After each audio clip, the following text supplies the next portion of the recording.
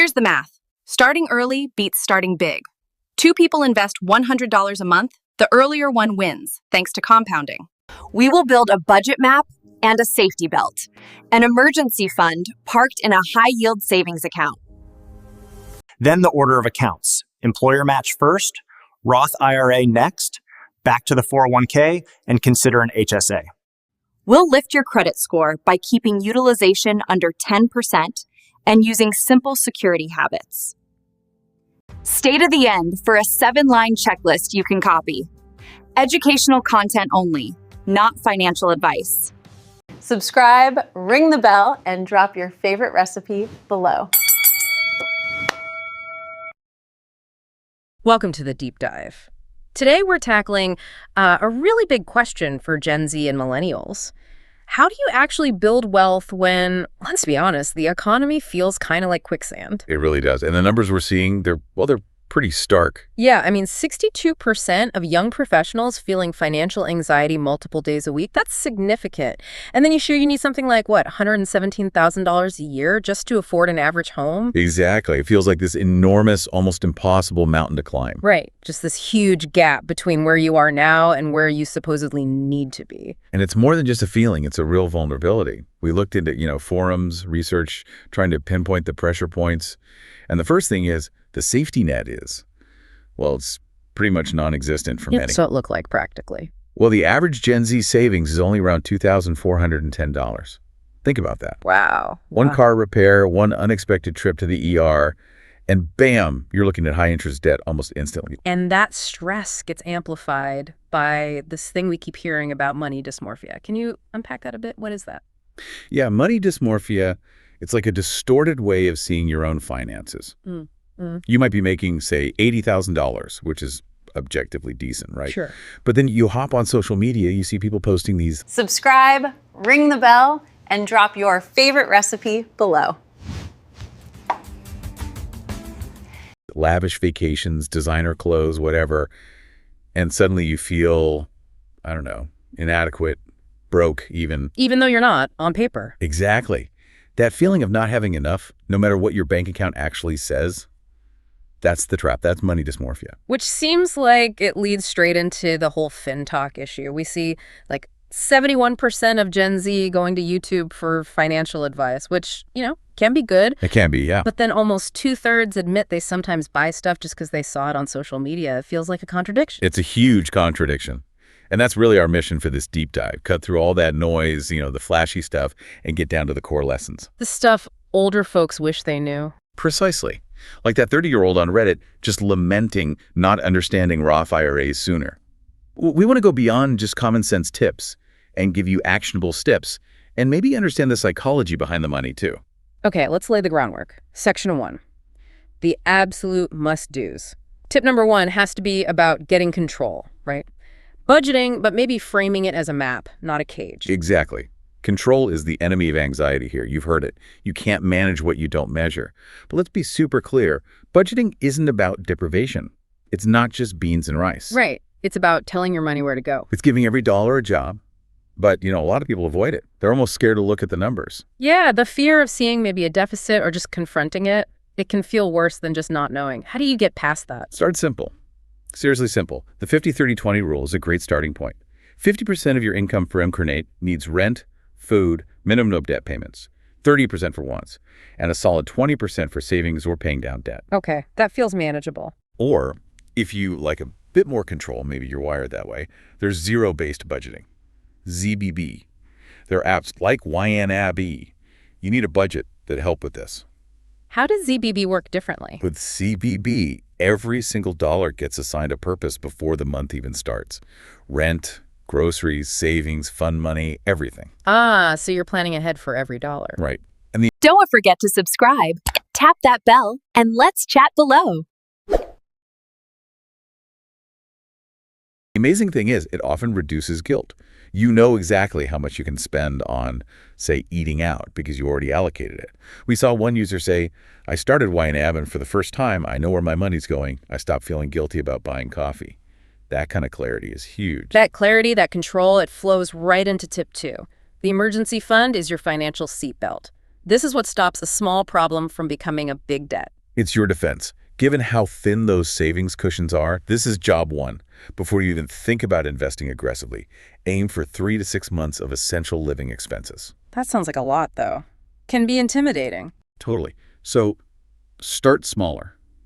Seriously, aim for $1,000 first, or 1 month's rent. Just hitting that first milestone builds incredible confidence. It proves you can do it. And where do you keep this money? Not just in your regular checking account. Definitely not. You need it accessible, but separate. A high-yield savings account, an HYSA, is usually the best bet. Why HYSA? Because while it's safe and easy to get to, it earns significantly more interest than a standard savings account. It's not going to make you rich, but at least your emergency fund isn't just sitting there losing value to inflation quite as fast. It's working a little bit for you while it waits. Okay, seatbelt buckled. Now we can think about offense. Tip 3, attacking high-interest debt. Like ruthlessly, we're talking credit cards mostly. Yeah, credit cards, maybe payday loans, anything with those crazy high APRs, often 20% or more. We need to distinguish this bad debt from potentially good debt, like a mortgage, or maybe some low-interest student loans that represent an investment. Because that high interest works against you so fast. Faster than almost any investment can work for you. So attacking it is key. And that brings up the big debate. Snowball versus Avalanche. Ah, yes, the classic showdown. Math versus psychology. Which one should you choose, especially if you're already feeling that financial anxiety?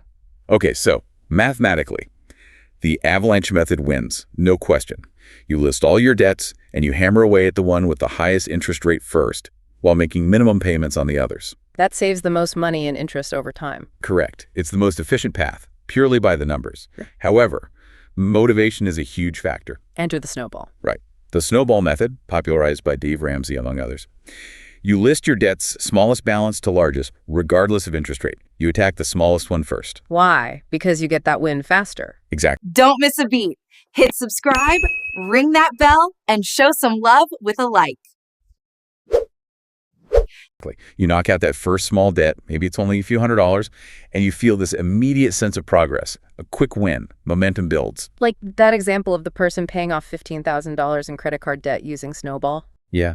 They probably paid a little more in total interest compared to the Avalanche method, but the psychological boost, that feeling of, I'm actually doing this, I'm winning, kept them going. They finished the whole thing. So it's a personal choice. It really is. You have to ask yourself, is potentially saving, say, $500 in interest worth risking months of feeling stuck, maybe burning out and giving up? Choose the method that keeps you in the game. Consistency is going to beat perfect math if perfect math makes you quit. That's a really important point. Consistency over perfection.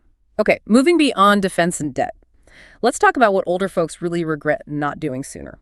Tip 4. Harnessing compound interest early. Time is the magic ingredient, isn't it? Time is absolutely the most valuable asset you have in your 20s, more valuable than cash in a way. Let's paint a picture. Imagine two people, both invest $100 a month. Person A starts at 25, stops at 35, so 10 years of investing. Okay, $12,000 total invested. Right. Now, person B waits until 35, then invests $100 a month until they're 65. That's 30 years of investing. $36,000 total. 3 times as much money put in. 3 times the money. But here's the kicker. Assuming, let's say, an average 8% return, person A, the one who started early and invested less total money, often ends up with more money at age 65. Seriously? Just because they started earlier? Yeah. That initial money had an extra decade to grow, and then the earnings on that money started earning their own returns. That's compounding. It's not magic.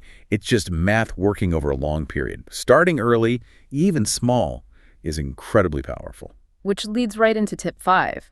Understanding the retirement funnel, making sure you're not leaving free money on the table. How do you optimize this? Think of it like a sequence, a funnel. Step 1, absolutely non-negotiable. Contribute to your workplace 401k or equivalent up to the point where you get the full employer match. Because that's instant return. It's literally free money. If your employer matches 50 cents for every dollar you put in, up to say 6% of your salary, that's a guaranteed 50% return on that portion of your savings.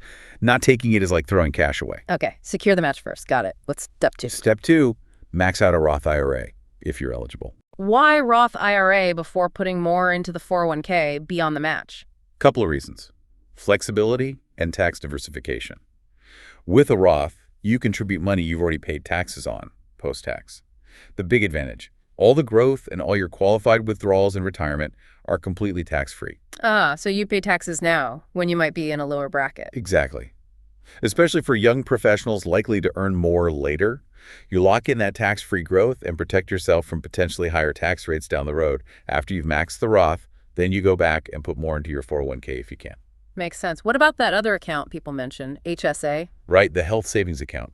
This is kind of a hidden gem, especially for younger, healthier folks on high-deductible health plans. Why is it so good? It has a triple tax advantage. 1, your contributions are tax-deductible, lowering your current income tax. 2, the money grows tax-free. 3, if you use the money for qualified medical expenses, the withdrawals are also tax-free. Wow, okay. That's powerful. It really is. And if you stay healthy and don't need the money for medical bills now, you can invest it within the HSA, and it basically becomes another retirement account, usable tax-free for healthcare later in life. Good tip. Okay, tip 6. Something often ignored until it's crucial, your credit score. The adult GPA, as some call it. Yeah, it really is like a GPA for your financial life in the U.S. It impacts everything: renting an apartment, getting a cell phone plan sometimes, car loans, and definitely mortgages. And a bad score doesn't just mean rejection, it means paying more, right? Way more. A low score versus a high score can be the difference between a 5% interest rate on a car loan and like a 15% rate. Over 5 years, that difference is thousands of dollars just flushed away in extra interest. So how do you get an A+ on this adult GPA? What's the key? 2 main things: pay your bills on time every single time. That's number 1. And number 2, manage your credit utilization. Utilization, you mean how much of your available credit you're using? Exactly. Keep it low. The common advice is under 30% of your total credit limit.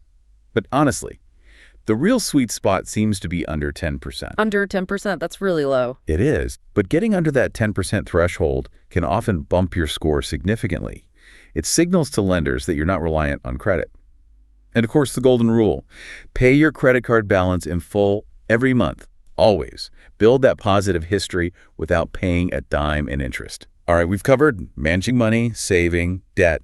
But tip 7 is maybe the most powerful. Investing in yourself gives the highest ROI. Yeah, flipping the script from just managing what you have to actually increasing what you can earn. Like Robert Kiyosaki said, your greatest asset is your ability to earn money, especially early on, right? That first salary negotiation matters. It matters hugely. Yeah. It sets the baseline for all future raises. Young professionals really need to see things like certifications, courses, learning new skills, even learning how to negotiate effectively as investments, not just expenses. Because they directly increase your earning potential. Exactly. And when you're negotiating, don't just focus on the base salary. Look at the total compensation, bonus potential, stock options, benefits. Getting just, say, $5,000 more in your starting salary can compound into hundreds of thousands more over a career. Don't be afraid to negotiate hard for your value. That focus on clear action relates perfectly to tip 8. Set SMART goals. Specificity kills vagueness. Oh, absolutely. Just saying, I want to be rich or I want to save more money, that's not a goal, it's a wish. It gives you nothing to act on. So SMART specific, measurable. Achievable, relevant, and time-bound. So instead of, I want to save more, it becomes, I will save $10,000 for a house down payment, specific, relevant, measurable, within the next 3 years. Time-bound, by setting up an automatic transfer of $277 per month to my HYSA. Achievable. See, now you have an actual plan, a concrete action. Right. It breaks it down into something you can actually do. Okay, now let's talk about the modern dangers. Tip 9, watch out for digital debt traps and scams. The landscape has gotten tricky. It really has. The numbers are staggering. Over $12.5 billion lost to fraud in 2024 alone. And guess the number one way scammers made contact? Let me guess. Social media. Bingo. Social media. But beyond outright scams, there's a sneakier trap. BNPL. Buy now, pay later. Ah, yeah. Seems like it's everywhere now. Klarna, Afterpay. It's marketed as just a simple way to pay, makes things feel more affordable. But the Consumer Financial Protection Bureau, the CFPB, warns it leads to loan stacking. Loan stacking. Yeah, people end up taking out multiple small BNPL loans across different apps for different purchases. It feels manageable in the moment, but it adds up. And if you miss a payment, the fees and interest can suddenly make it just as expensive as high-interest credit card debt. It's like digital quicksand. Good warning. What about protecting yourself from the outright scams? Identity theft. Basic security hygiene is crucial. Use strong, unique passwords. Turn on two-factor authentication, 2FA, everywhere you possibly can, especially financial accounts and email. That little code they text you. Exactly. It's a simple step that adds a huge layer of security. And honestly, consider proactively freezing your credit with the 3 major credit bureaus. Freezing your credit, what does that do? It essentially locks down your credit report so no one can open new accounts in your name, even if they have your social security number. It's probably the single best defense against identity theft, and you can temporarily thaw it when you actually need to apply for credit yourself. Okay, great practical tips. Now for the last one, tip 10. This feels like it circles back to that money dysmorphia. Prioritize conscious spending over, extreme painful frugality. Yes. This is the regret we heard surprisingly often from people who are now financially successful. They were so disciplined in their 20s. Too disciplined. Maybe, yeah. They scrimped on everything, never traveled, missed out on experiences with friends. And now they look back and really regret sacrificing those memories, those things you can't get back. The key is finding a balance. Like Ramit Sethi's rich life idea. Exactly. It's about figuring out what you truly value. What does your personal rich life look like? Maybe it's international travel. Maybe it's having really nice dinners out once a month. So you spend extravagantly on those specific things. Lavishly, even. And then you become ruthless about cutting costs on things you don't care about. Maybe you ditch the expensive car payment for a reliable used car. Maybe you cancel 5 streaming services you barely watch. So you're consciously directing your money towards what actually brings you joy and fulfillment. Precisely. You define your priorities, not let Instagram or TikTok define them for you. This conscious spending helps fight that deprivation mindset, and it directly combats money dysmorphia because you're building a life that feels rich to you based on your values. Wow. Okay, that really brings it all together. If I had to sum up the core message from everything we've dug into, it feels like personal finance in your 20s isn't so much about being a math whiz. No, not at all. It's much more about, psychology and consistency. Setting up those automatic systems, paying yourself first into the HYSA, the 401k, the IRA that kind of bypasses the day-to-day emotions around spending and anxiety. Consistency is king. Yeah. Or queen. It really does beat trying to time the market or finding the perfect strategy. Just doing the basics consistently over time is incredibly powerful. Okay, so let's leave our listeners with something to chew on, going back to that debt discussion, tip 3. Like the Snowball versus Avalanche. We talked about the math versus the psychology. So here's the question for you listening. If you're genuinely wrestling with financial anxiety, maybe feeling that pressure of money dysmorphia, which method is truly better for your mindset right now? Yeah, do you prioritize the cold, hard efficiency of the Avalanche, saving the most interest? Or do you need those quick emotional wins from the Snowball to stay motivated and actually see it through? Which one prevents burnout for you? There's no single right answer, but we'd love to hear your take. Let us know which method you lean towards and why in the comments below. Please do. And if you found these 10 steps helpful, if this gives you a clearer map for navigating this pretty demanding economy, please consider saving this deep dive, or maybe share it with another young professional you know who could use it. It really helps us reach more people trying to build that solid financial foundation. Thanks for tuning in. We'll catch you on the next deep dive.